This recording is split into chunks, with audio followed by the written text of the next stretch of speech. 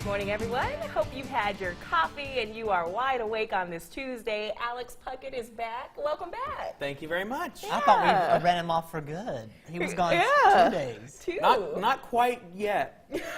See, there's a yet in there that's Not quite scary. yet. The yet, ... Well, where Yeah. were you? Can you tell people where you were? So our weather graphics provider, Barron, puts on a conference for broadcast meteorologists from all across the country, all sort of share ideas and graphic ideas and things like that, trying to spice up the show a little bit, already trying to throw a little flavor in there. So hopefully as we go... I was just about to sing that. Yes, okay. So you'll see hopefully some new and exciting looks to the way we present weather as we go through the next few weeks. Exciting Okay. stuff. Absolutely. Speaking of the weather, it was thundering a little bit last night. It was. It kept me up. Yeah, it was kind of.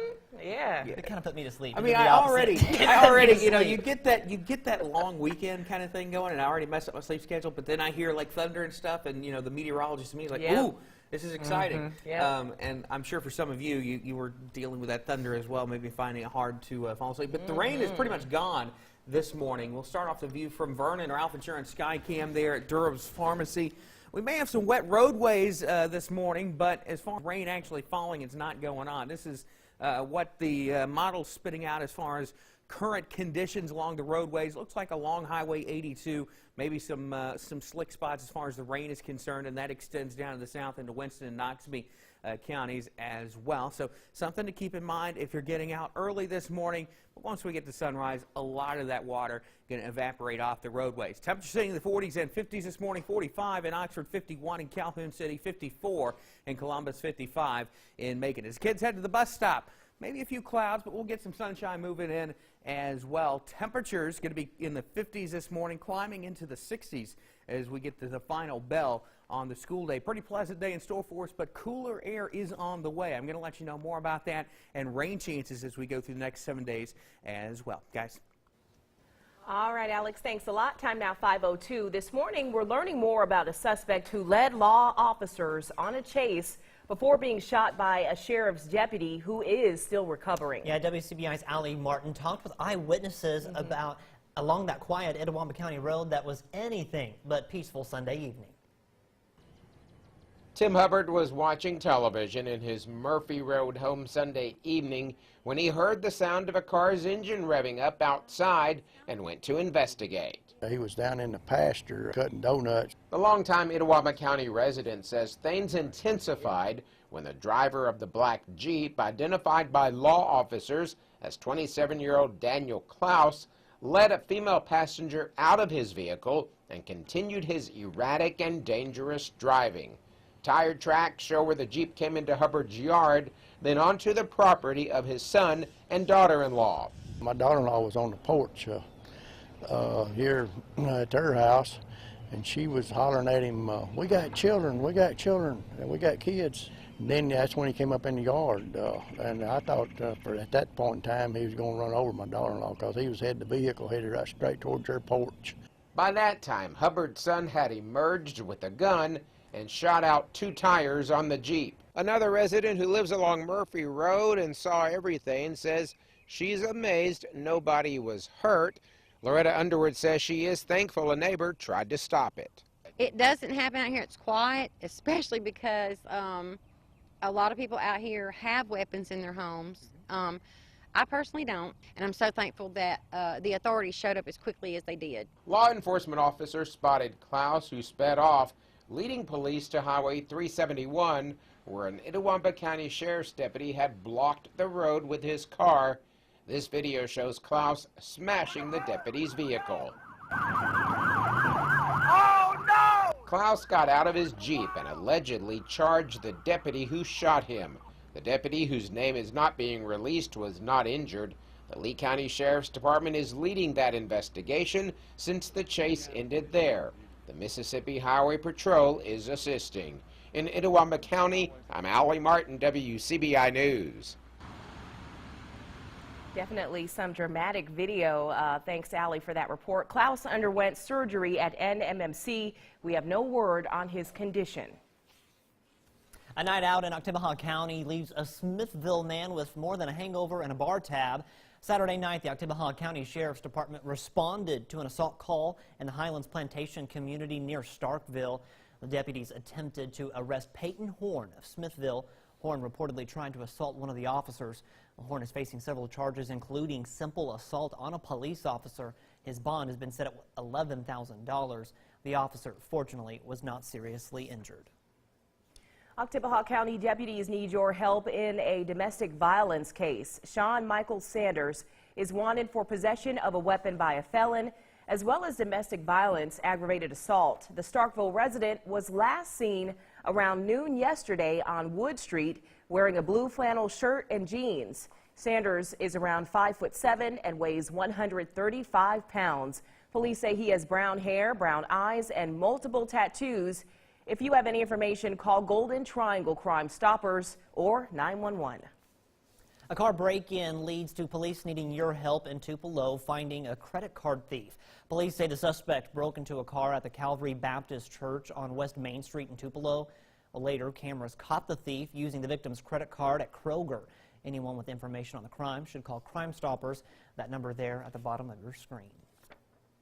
Another Monroe County drug bust lands 4 Nettleton natives in jail this past weekend. Last Friday, deputies arrested Cody Cruz, Gregory Dameron, Christy Tate, and Donald Ward on several drug charges. Cruz and Dameron were booked on possession of a controlled substance with intent charges, while Tate and Ward just face possession charges.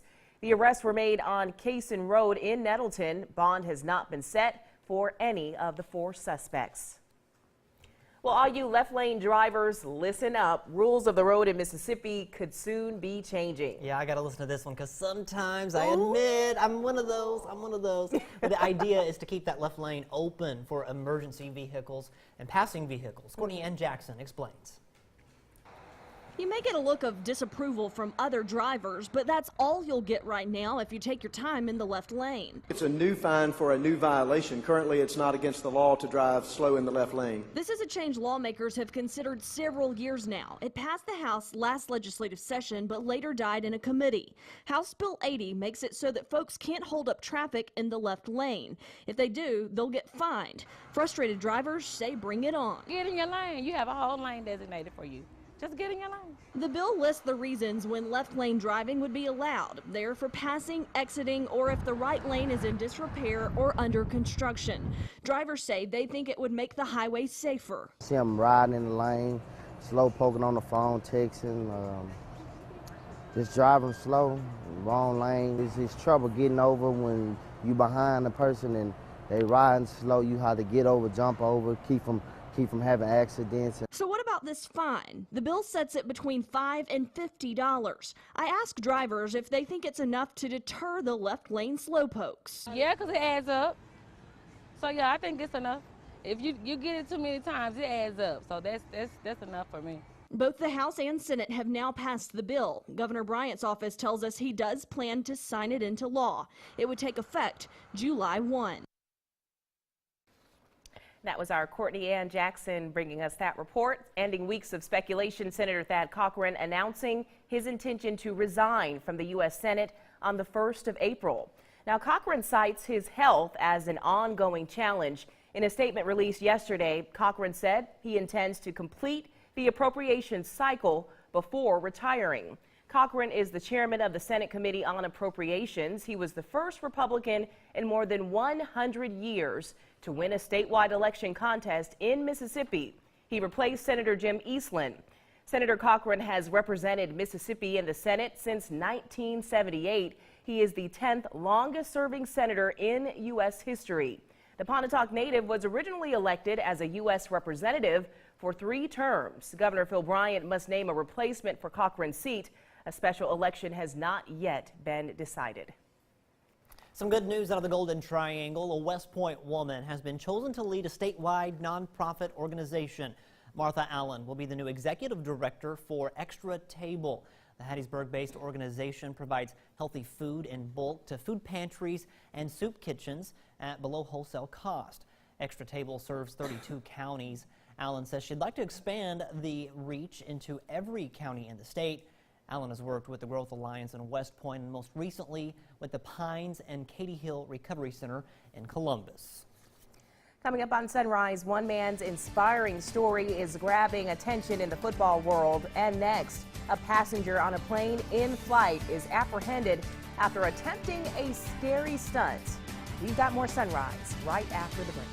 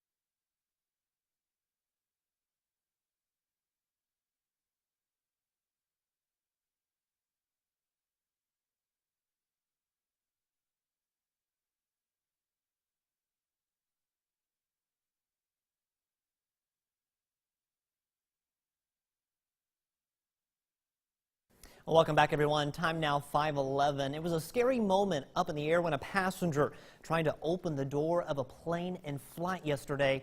Chris Van Cleve has that story. I am God. I am God. Passengers on board United Express Flight 5449 restrained this Boise, Idaho woman who was ranting about being God. You can see a passenger working to tie up the woman's feet as another man holds her down in the aisle. Moments earlier, she'd tried to open the aircraft door while the plane was in flight, traveling from San Francisco to Boise this morning. That plane landed safely and Boise police were waiting at the gate. The woman was taken for medical evaluation. The United Express Embraer 175 was operated by SkyWest Airlines and had 73 passengers on board. Experts say it would be impossible to open a door in the pressurized cabin of a plane in the air, but that wouldn't make it less terrifying for the people on board. Boise police say the officers that responded will submit a report to the local prosecutor to determine if this woman will face local charges. The FBI is also investigating. Chris Van Cleve, CBS News, Washington. Talk about some tense moments there. Well, time now 5:13. Coming up next on Sunrise, Alex Puckett. He's back today. He'll have a full look at our Tuesday forecast. And John Schumo has the latest consumer news in today's CBS Money Watch Report. Stay with us. More Sunrise right after this.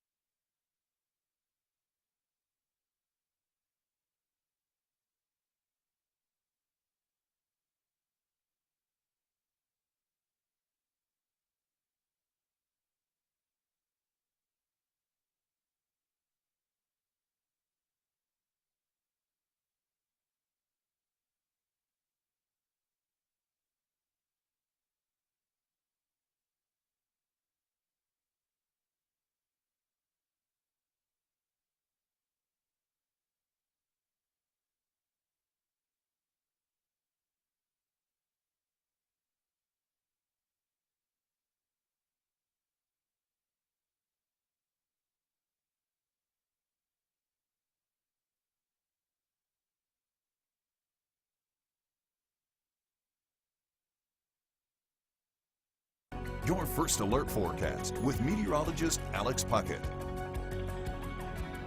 We're going to start off a little bit of a national overview of weather, and we are starting off with today fire weather across the central portion of the United States. Fire weather warnings in effect for portions of Arkansas, Missouri, Kansas, Oklahoma, North Texas, eastern Colorado, and far southern Nebraska. Again, all those pink counties there, really a good, almost all of Oklahoma under a fire weather warning today. We'll go from fire to ice to nor'easter. Going to set up tomorrow. This is going to put a lot of heavy snow across portions of the northeastern United States. And when you take all that into account and look at our weather this morning, it's a little bit boring with temperatures in the 40s and 50s. Rain pushing off to our south and east. This is view from Tupelo this morning. Again, a quiet start. Pretty much area-wide, no big issues weather-wise, and so that sort of puts our weather into a little bit of context this morning, as we're just not dealing with too much interesting weather. We do have some breezy conditions, winds out of the north and northwest in the 10 to 15 mile an hour range for a lot of us. As we go through the rest of the day, we stay dry. We're going to stay mainly clear too. Futurecast wants to bring some clouds in here. We might see a few clouds push in as we head to the afternoon, but I really think for the most part we're going to stay sunny. Temperatures today going to be climbing into the mid-60s, pretty much area-wide.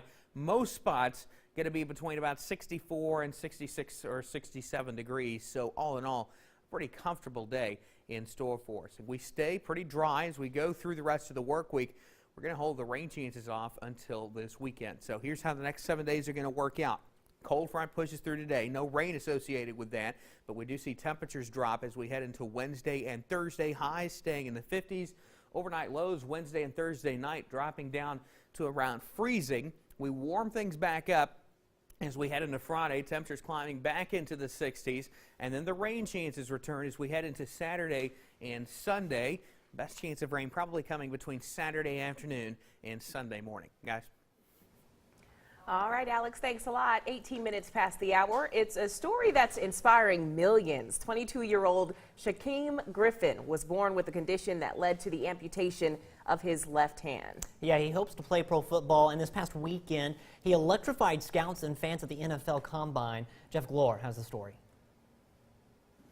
The NFL Combine can get repetitious, literally. Hundreds of prospects lifting, jumping, and running day after day. Go to work, lock out. But Shaquem Griffin elevated everything.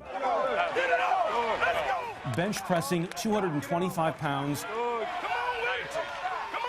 20 times with a prosthetic hand. Come on. I got you. Lock it out. And running the fastest 40-yard dash for any linebacker in more than a decade. Shaquem Griffin is absolutely dominating. Social media exploded following his performance. Seahawks player Richard Sherman tweeted, "If Shaquem Griffin doesn't get drafted in the first 2 days, the system is broken." Former NFL linebacker DeMarcus Ware chimed in, "You got my vote." Griffin was born with a condition called amniotic band syndrome. His hand was underdeveloped and amputated when he was 4 years old. His twin brother, Shaquille, only 1 minute older than him, plays for the Seattle Seahawks and is Shaquem's biggest fan. He's a huge role model to me, but I'm definitely proud of him and getting through all the adversity. Who else? Shaquem Griffin! At the University of Central Florida, Shaquem became a star. He's got that passion too, Todd. Never gives up on a play. That would be a steely determination that was on full display, something he joked about with his brother last month while training in Dallas. I'm telling you, I'm going to beat his time. I'm letting everybody know now. Don't put that much pressure on yourself, because this is stuff that they write down and it never goes away. As it turns out, identical times for identical twins who hope to have the NFL seeing double. It's a perfect story to just kind of make you feel good, and it's exciting. Yeah, got a little sibling rivalry in there going. Yeah, that's healthy. That's healthy. That's healthy for Yeah, we have a little rivalry going. We sometimes. do. We do. A singing rivalry? No, just kidding. I win that one. You Hands do. down, I win. You sure do. I'm not even going to try and compete, I promise. Time now, 5:20. Coming up after the break, we will ask this morning's Mississippi Peanut Supply question of the day. Dun, dun. There he is. And later on Sunrise, if you think the older generation is the easiest to scam, you might want to think again. We'll tell you why coming up on Sunrise.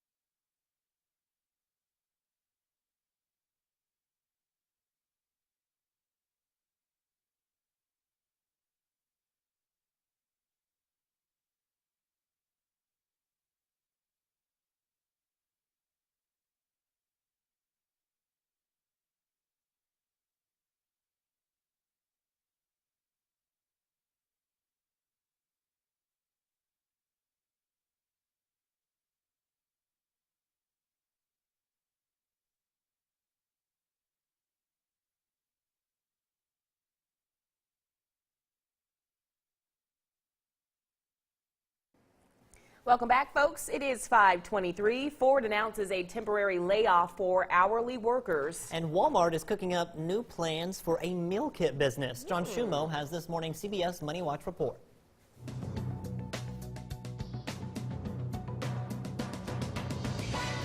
Ford Motor Company says it will temporarily lay off about 2,000 hourly workers from 2 Michigan plants. The layoffs start in May and end in October, giving Ford the chance to retool the plants to make Ford Ranger pickup trucks and Bronco SUVs. Employees who've been with the company for at least a year will receive 75% of their take-home pay during the layoff. On Wall Street, the Dow ended up 336 points. The Nasdaq was up 72. Walmart says it's expanding its meal kit business from 250 stores to more than 2,000. The move puts Walmart in direct competition with meal kit companies like Blue Apron and HelloFresh. Each Walmart easy-to-make dinner feeds 2 people and costs between $8 to $15. And you can add Minneapolis-St. Paul to the list of cities where Target is refurbishing stores. 28 Twin City stores will get a top-to-bottom makeover to the tune of some $250 million. It's part of a $1 billion effort to fix up 325 stores around the U.S. to better compete with Amazon and Walmart. That is your CBS Money Watch report. For more, log on to cbsmoneywatch.com. In New York, I'm John Schumer. Alrighty, now to today's Mississippi Peanut Supply question of the day. March is National Nutrition Month, and it's funny because you were saying today is National Oreo Day. Whoop, conflict. So, we are asking, what is your go-to healthy breakfast? And maybe it's not Oreos, but you know, maybe it does have a little sweet treat in there somewhere. I don't know, pastry. Oreos and milk. That's your breakfast? Well, no. Oh. I mean, that would be my choice. That'd be your choice. It's not my healthy choice, though. Yeah. But, so tell us your healthy choices. Head over to our Facebook page, WCBI TV, and I almost said .com. We're millennials. We always think of the internet. It's okay. Yeah. Yeah, leave a comment. We'll share them throughout this next hour. I wonder if we're going to see millennial toast as a go-to breakfast. What's that? You put like flatbread. You toast it, then you put an egg and some avocado. Why not just use regular bread? Like it's just bread. It's just healthier or something. I don't know. I guess it works. Now, I do like toast, but you got to put some butter and jelly. See, that's where it gets dicey. So anyway, leave a comment. We'll share them throughout this next hour of news. And here is Tom Ebel with a look at sports. The 2018 Gillum and Howell Trophy presentations Monday was a day that belonged to the Dogs. Victoria Vivians and Quindary Weatherspoon are named the best men's and women's basketball players in the state of Mississippi. Vivians takes home her 4th consecutive Gillum Trophy, named the winner over teammates Tiara McCowan and Blair Schaefer. And Q finally takes home the Howell after being named the finalist for the past 2 years. He was awarded amongst his brother Nick Weatherspoon and Southern Miss's Cortez Edwards. Coming out of high school, I would just shoot whenever I want, but I wasn't a big fan of getting in the gym. And I feel like this past summer I got in the gym, and now I'm taking more quality shots and just being more precise with the ball. Whether it be in high school, where I've seen her get 67 points with 3 people hanging on her, or now in college, where she gets everybody's best defensive game plan and their best defender. She's just a very aware and a very mature basketball player. Just knowing how we used to play in the backyard, and now we're playing on a collegiate level together. So, I mean, it's exciting, and I love playing with her. It's pretty special that, you know, they're playing their college career together after spending a couple of years in high school together. And, you know, the relationship they have with them, with each other, is obviously special, as well as with their teammates. One more win and you're in. The Final Four tipping off in Jackson Monday. Teams looking for a spot in a title game. Louisville facing Byhalia in the 4A semifinals. Early on for the Lady Cats, down, but Ariana Hunter finds Cameron Rogers for the wing triple. Lady Cats would take the lead on that basket. Later on, Hunter's going to find Tamia Dora. Nice shape-up jumper there. She'll take the mid-range too. And still in the first, Umanique finds Tamia Dora down the court. Easy transition 2. And fourth quarter, Louisville down here, but trying to claw their way back. Ariana Hunter to Mania Taylor inside. She misses, but battling inside, corrals her own miss, gets the layup to go. And later on off the fast break, Jalen Ingram going to find Rogers in transition for 2. But Louisville falls to Byhalia 47-40. Over to 4A boys, New Hope facing Corinth in the boys 4A semifinal. Early on for New Hope, R.L. Maddox inside to Andrew Junkin. Grown man take inside for the big fella. Trojans with the early lead, but Corinth answers. Tata Strickland to Dontavius Sheffield at the free throw stripe for 2. And then second quarter, Corinth down, but Sheffield finds Strickland. Fade away, step back jumper. That's pretty basketball there. Makes it a 3-point New Hope lead, but back comes the Trojans. Tyler Stevenson drives, spins, gets the beautiful floater to go. Stevenson would drop 30 in this one. Fourth quarter we go, New Hope down. Kyrie Fields to Stevenson inside. He'd have the first 14 fourth quarter points for New Hope, trying to get them back into this one, but it'd be way too much Corinth. Off the steal, give and go, John Darius Warren to Tata Strickland for the two-hand flush. The capitalization jam for Corinth. The Warriors get the win over New Hope. They're heading to the 4A state championship game, 63-46. That game will be played Thursday at 8 p.m. Staying in the big house, defending 1A state champs, Pine Grove Lady Panthers facing East Marion, putting on a clinic. Taylor Fletcher, mid-range J, ties the ball game early. Later on, Fletcher to Lauren Elliott. Sharing the sugar to Jesse Mooney inside for 2. Beautiful basketball from Pine Grove. Still in the first, Lexi Elliott, skip pass to Haley Vick in the wing for triple. She'll take all 3 of those. Fourth quarter we go, Pine Grove cruising at this point. Elliott to Carly Rogers inside. Nice finish even with the contest. 17-point lead. Pine Grove not looking back. Haley Vick drives, finds Mooney inside for another 2-point bucket. Pine Grove advances to their second straight 1A state title with a 62-35 win. Okolona boys looking to punch their ticket into a state championship, taking on Wheeler. Early on for Okolona, up 8-0, becomes 10-0. Cam Smith, tomahawk jam. That's the way you start a game. Okolona on a 10-0 run to start. Later off the fast break, Jacoria Stanfield. He's going to miss the layup, but don't worry, the big fella, Ladarius Spears for the two-hand jam. Okolona would start on a 22-0 run, but here comes Wheeler. Jalen Bean, nice take inside with the floater for 2. And later on, Wheeler trying to dig their way back. Cole Swinney to Luke McBrayer inside for the nice finish, even with the hand in his face. The third quarter, Okolona up, capitalizing on that. Ladarius Spears, big man inside, is tough to contend with. Wheeler answering, Bean to Alex Wilson with the wing triple, but it'd just be way too much Okolona in this one. Jamal Moore to Jacoria Stanfield in transition for the easy 2. Okolona rolls over Wheeler, 88-54. Let's find out who the Chieftains will be playing for the 1A state title. Holka versus Ashland. Ashland looking to make it 3 straight trips to the championship game, but early on for Holka, Smoody Turner to Deshaun Berry. Nice short corner mid-range J gives the Cats the early lead. Ashland's turn. Jamarcus Everett, he's picked off by Madarius Hobson. The big fella, showtime. Two-hand flush with authority. But later on for Ashland, getting things going, Everett finds Taryn Terry inside. Nice floater for 2 off the window. And still in the first, clawing their way back, Eric Bell forces the steal. Nice rip. He's going coast to coast for 2 for the easy bucket. Fourth quarter we go, then it gets good. Ashland up 3. Eric Bell drives inside. Grove man take for 2, extends Ashland's lead to 5. Well, Holka comes right back.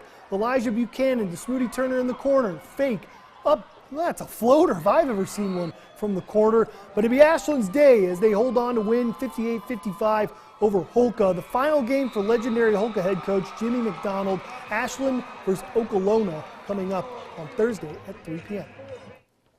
Here's what we have going on today down in Jackson. 2A and 5A girls. Ingomar kicks off the day, taking on Coahoma County at 9 o'clock. 10:30, New Site versus Leland. A chance at a all WCBI viewing area 2A state championship with Ingomar and New Site girls in action. And then the defending champs from 5A, Lafayette, taking on Hattiesburg, looking to punch a ticket yet again to a state championship. That game at 4 p.m. As you can see, all girls today. It's a day for the girls, it should say, on today, what am I talking about? Today, all girls teams as no boys teams from our area were able to make the 2A and 5A state semifinals. Also, go to our website, WCBI.com, to take a look at the state championship broadcast schedule. Those games will be played on My Mississippi starting on Thursday through Saturday. We already have a couple area teams in the state championship. Make sure you go to our website to find out where you can watch them coming up Thursday through Saturday. That's it for sports. Have a fantastic rest of your morning. Sunrise continues after the break.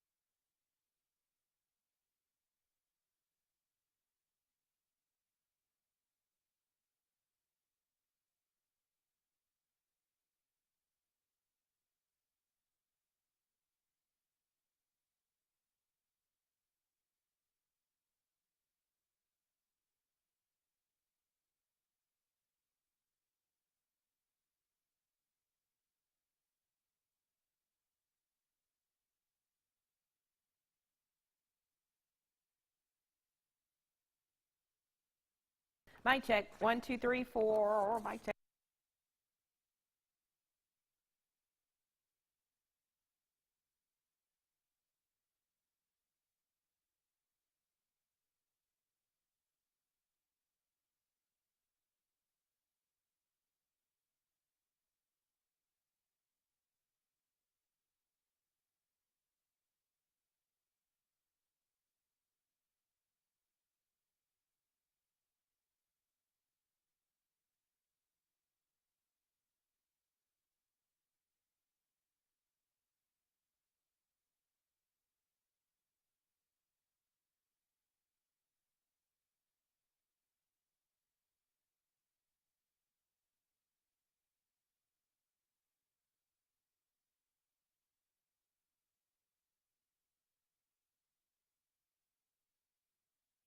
We are back. The time now is 5:35. Thanks for sticking with us. Older people are often warned they could be the targets of con artists. But a surprising new report from the Federal Trade Commission says younger folks, those in their 20s, are even more vulnerable. Here's Anna Warner. It hurts a lot. I mean, it's one of the bigger life lessons I've had to learn. 29-year-old David Sigmund of Los Angeles says he never thought he would fall victim to a scam. I felt violated. You know, I really was besides myself, and again, I was most upset that I let myself down. Sigmund needed money, so he signed up to mystery shop local businesses and review their customer service, paying him a small fee for the first couple of jobs. Then in January, he got a bigger assignment: evaluate money transfer businesses by cashing a $2,900 check the company sent him, then wiring the money back to them. And then shortly after, about a couple hours after taking all that money out from the bank and sending it away, I got a call from Wells Fargo saying that it's fraudulent and that I'm on the hook for the entire amount that's been taken out. Fake check fraud can hit anyone, but a new scam risk report from the Better Business Bureau shows it's one of the most frequent tricks played on millennials, those aged 25 to 34. On top of that, the Federal Trade Commission found twice as many millennials who reported fraud in 2017 lost money as did people over 60. Monica Vaca is with the FTC's Bureau of Consumer Protection. Some of these older folks are doing a really good job recognizing fraud when they come upon it. They're doing a really good job avoiding a loss, and they want to warn people about it. And while older people were more likely to become victims of phone scams, the BBB reports younger people, as might be expected, were more likely to fall for online scams on social media or the internet. I like to think I'm fairly well educated, and I was completely blindsided. And that was Anna Warner bringing us that report. Time now to get a weather update. For more also on the nor'easter, here is meteorologist Alex Puckett with those details. Very much, Renee. Well, our neck of the woods looking pretty nice. Temperatures in the 40s and 50s this morning. We are dry this morning as well. All that rain pushing off to our south and east, and a nice day in store for us with temperatures climbing up into the 60s as we head into the afternoon with lots of sunshine. Now, as we head into the middle of the week, a little bit of a cool down starting tomorrow. This is across the southeastern United States. Temperatures down into the 40s and 50s, and you notice those negative numbers beside our high temperature, showing that things are going to be colder than average. But the big weather story, the nor'easter, going to affect the northeastern United States. They just got finished dealing with one, and another one, low pressure pushing up to the north and east across the eastern seaboard, going to drop some heavy snow. We could see some snowfall totals from this storm into the 1 foot range, extending from portions of New Jersey and New York all the way back off to the north and east towards Maine. So obviously some issues on the way with yet another nor'easter going to impact the northeastern United States. Renee, you get the latest on how the northeastern United States is getting prepared. That's right, Alex. Thanks a lot. A powerful storm is poised to pound northeastern communities still reeling from the nor'easter that rolled through just a few days ago. Now, that first storm is being blamed for at least 9 deaths as of last night. There were still 350,000 homes and businesses without power. Hanadoba has more from New York, which could bear the brunt of the incoming weather. The coastal town of Duxbury, Massachusetts is racing to fix this seawall, decimated by last week's nor'easter.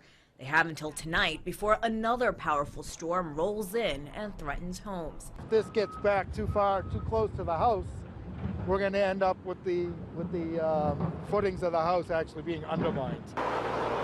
Round 2 is headed in from the Midwest, where it already dumped loads of snow and ice, and looks poised to do much of the same all along the Northeast corridor. This is a colder storm than what we had last week. So as it moves up the coastline, big snow totals just northwest side of that I-95 corridor. Over a foot of snow looks likely. Some of those heavier totals could make their way into New York City as well as Hartford with this one. As of last night, hundreds of thousands of homes were still without power. I have no more wood for my stove. I have no heat. I have no I have nothing. Zero. As crews rush to get the lights on before the next storm, officials say it's not going as quickly as they'd like because of all the damage. The power that needs to be restored can only take place when it can be done safely and when trees and other debris are removed. So we have to make sure that workers can access those areas. Crews from Midwestern and Southern states have been called in to help get homes and businesses back up and running as quickly as possible. Again, that was Hanadoba reporting. Meteorologists say the incoming storm is moving fast and isn't packing winds as high as the first one, which should mean less coastal flooding. The increased snow with this one, though, could cause even more downed trees and create worse travel conditions out there. Well, time now to take a commercial break, but we've got more local news on Sunrise right after the break.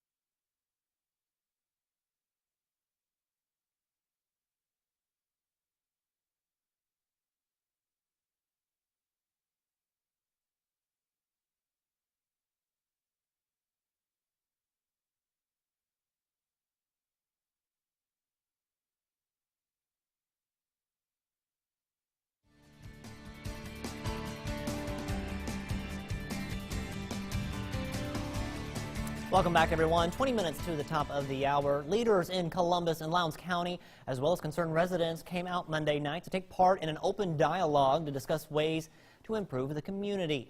Well, during the forum, everyone was paired off into 6 different groups to talk about issues that they believe are negatively impacting the community. Crime, lack of recreational facilities, and improved education were some of what residents had, or some of their biggest concerns. Organizers say their goal is to work on resolving these issues to help get the community moving in the right direction. To me, one of the most important things about just coming together and having a conversation is just that. It's the conversation. We're having a dialogue, and we're being real with each other. We're being open with each other, and we're just we're talking about those things that are passionate to us. And one of the things that I've said numerous times is it's just as important to hear the tone of what people are saying as it is to hear the words that people are saying. Well, this marks the first public meeting that Lowndes Community Foundation members are planning to have another one in the future. A partnership is helping create healthier lifestyles for one college and its surrounding community. NEMCC's Community Health and Nutrition Center was dedicated Monday morning. The center was developed with grant funding from the Blue Cross Blue Shield of Mississippi Foundation. That center offers cooking and fitness classes. The public will be able to take part in those classes along with NEMCC students, staff, and faculty as well. This is the second phase of grants from the foundation to support NEMCC's wellness initiative. Our main objective is to create an environment within the community whereas they would understand what healthy living is all about, how to eat healthy, how important it is to exercise, and how this will increase their longevity in life. Our goal is to teach Mississippians healthy lessons on how to lead healthy lifestyles through small steps that can be taken through healthy eating and exercise. The first phase of the foundation's grant funded an overhaul of the Burgess Activity Center, providing state-of-the-art equipment for the facility. All right, all you busy travelers, check this out. The Golden Triangle Regional Airport is offering transportation security administration pre-check enrollment all week long. The enrollment allows travelers to pass through security check-ins at more than 180 different airports. Well, it means passengers won't have to remove their shoes, laptops, and other items when going through security. Well, now it costs $85 and lasts for 5 years. GTR Executive Director Mike Hainsey says the pre-check enrollment is a great convenience for passengers. I had pre-check, and when it was at a major airport in the West, and I went through and there were 3 people ahead of me. 45 minutes later, the person I was working with showed up at the gate. So it's at a lot of the airports, the pre-check lines are shorter, plus they go faster because you don't have to take your coat off, your shoes off, and empty all your pockets. Now, a couple of things you do need to keep in mind. The 10-minute application must be done at the GTR airport, and appointments, they are recommended. You'll also need your birth certificate, driver's license, and passport to enroll. A background check will also be done, and once cleared, the applicant will be enrolled within 30 days. Well, time now, 5:45. Stay with us. More Sunrise right after this.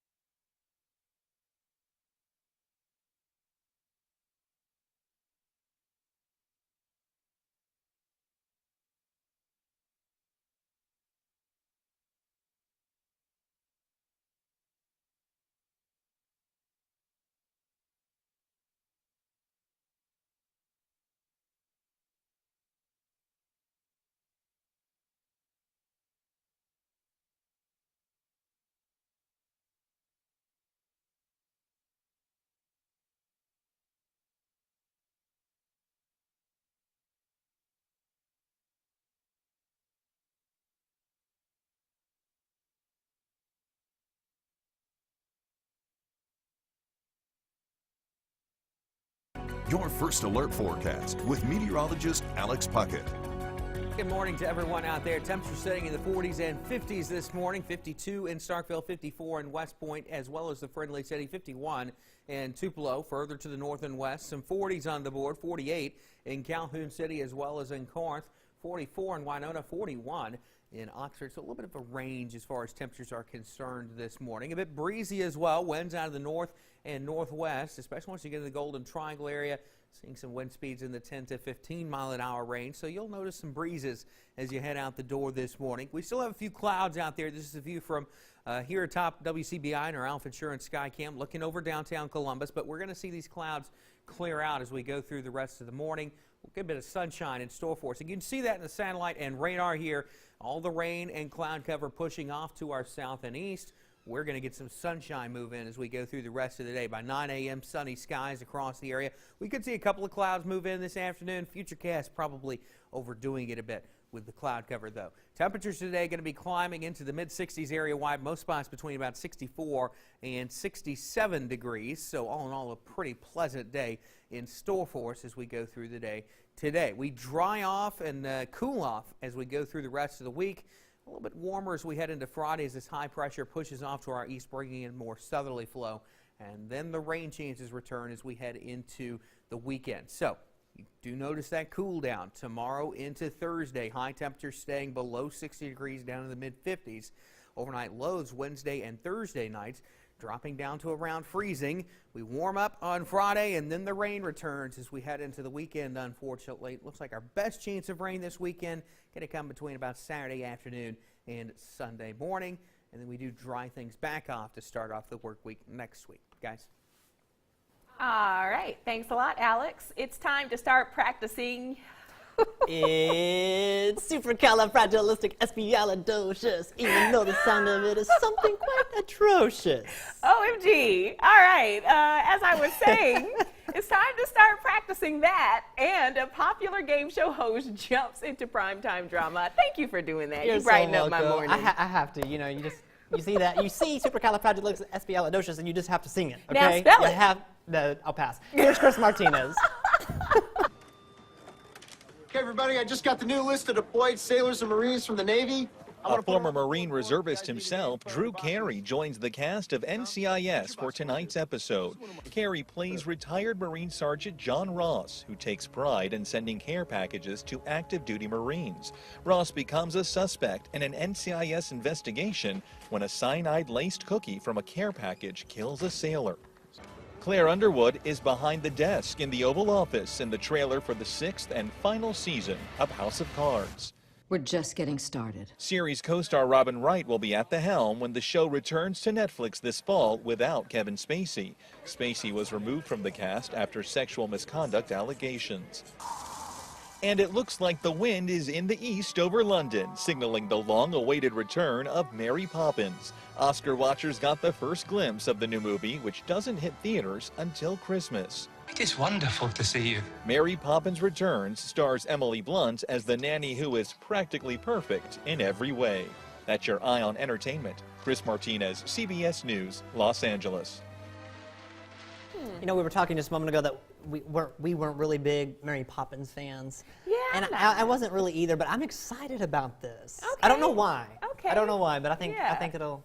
I guess like all the remakes that are happening, I'm kind of into that. And also, I think that the music, I'm interested to see how well they pull off all those songs in that movie. Because if you come with supercalifragilistic, you got to bring it. Yeah, maybe they need to see the top of this when we intro this story, and maybe they, maybe I need to see if we can cut a deal or something. Ooh, okay.